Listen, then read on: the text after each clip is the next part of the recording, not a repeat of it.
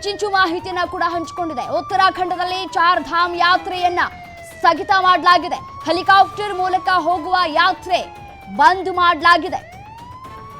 ಭಕ್ತಾದಿಗಳ ಹಿತದೃಷ್ಟಿಯಿಂದ ಸರ್ಕಾರ ಸ್ಥಗಿತಗೊಳಿಸಿದೆ. ಪಾದಯಾತ್ರೆ ಮೂಲಕ ಹೋಗುವ ಭಕ್ತರಿಗೆ ಮಾತ್ರ ಅವಕಾಶವನ್ನ ಕಲ್ಪಿಸಿಕೊಡ್ಲಾಗ್ತಾ ಇದೆ. ಉತ್ತರಾಖಂಡದಲ್ಲಿ ಚಾರ್ ಧಾಮ್ ಯಾತ್ರೆಗೆ ಅಂತ ಹೇಳಿ ಈಗಾಗಲೇ ಸಾಕಷ್ಟು ಜನ ಯಾತ್ರೆಯನ್ನ ಕೂಡ ಕೈಗೊಂಡಿದ್ದಾರೆ. ಆ ಒಂದು ಯಾತ್ರೆ ಅಂದ್ರೆ ಬಹಳ ಮುಖ್ಯವಾಗಿ ಹೆಲಿಕಾಪ್ಟರ್ ಮೂಲಕ ಹೋಗುವಂತಹ ಯಾತ್ರಾರ್ಥಿಗಳಿಗೆ ಈ ಒಂದು ಬ್ರೇಕ್ ಅನ್ನು ಹಾಕಲಾಗಿದೆ. ಭಕ್ತಾದಿಗಳ ಹಿತದೃಷ್ಟಿಯಿಂದ ಯಾವುದೇ ರೀತಿಯಾದಂತಹ ಅಹಿತಕರ ಘಟನೆಗಳು ನಡೆಯದಂತೆ ಈ ಒಂದು ತೀರ್ಮಾನವನ್ನ ಕೂಡ ಕೈಗೊಳ್ಳಲಾಗ್ತಾ ಇರುವಂತದ್ದು.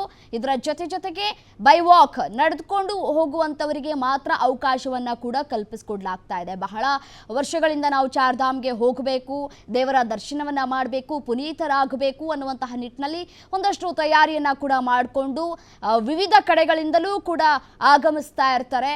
ಮತ್ತೆ ಹೆಲಿಕಾಪ್ಟರ್ ಮೂಲಕ ಪ್ರಯಾಣವನ್ನು ಬೆಳೆಸುವಂತಹ ಯೋಜನೆಯಲ್ಲೂ ಕೂಡ ಇರ್ತಾರೆ. ಕೆಲವರು ಮಾರ್ಗ ಮಧ್ಯ ಹೋಗುವಂತಹ ಅಂದರೆ ಕಾಲ್ದಾರಿಯಲ್ಲಿ ಹೋಗುವಂತಹ ಕೆಲಸವನ್ನು ಮಾಡ್ತಾರೆ. ಕಾಲ್ದಾರಿಯಲ್ಲಿ ಹೋಗಿ ದೇವರ ದರ್ಶನವನ್ನು ಕೂಡ ಮಾಡಿಕೊಂಡು ವಾಪಸ್ ಬರ್ತಾರೆ. ಬಟ್ ಆದರೆ ಹೆಲಿಕಾಪ್ಟರ್ ಮೂಲಕ ಪ್ರಯಾಣವನ್ನು ಬೆಳೆಸ್ತಾ ಇದ್ದಂತಹ ಪ್ರಯಾಣಿಕರಿಗೆ ಬ್ರೇಕನ್ನು ಹಾಕಲಾಗಿರುವಂಥದ್ದು ಹಿತದೃಷ್ಟಿಯಿಂದಾಗಿ, ಅಂದರೆ ಯಾವುದೇ ತೊಂದರೆ ಆಗಬಾರ್ದು ಭಕ್ತಾದಿಗಳಿಗೆ ಅನ್ನುವಂತಹ ನಿಟ್ಟಿನಲ್ಲಿ ಈ ಒಂದು ನಿರ್ಧಾರವನ್ನು ಕೂಡ ಕೈಗೊಳ್ಳಲಾಗ್ತಾ ಇರುವಂಥದ್ದು. ತೊಂದರೆ ಆಗಬಾರ್ದು, ಯಾಕೆಂತಂದ್ರೆ ಈಗಾಗಲೇ ಡ್ರೋನ್ಗಳ ಮೂಲಕ ದಾಳಿ ಮಾಡ್ತಾ ಇದೆ ಪಾಕಿಸ್ತಾನ.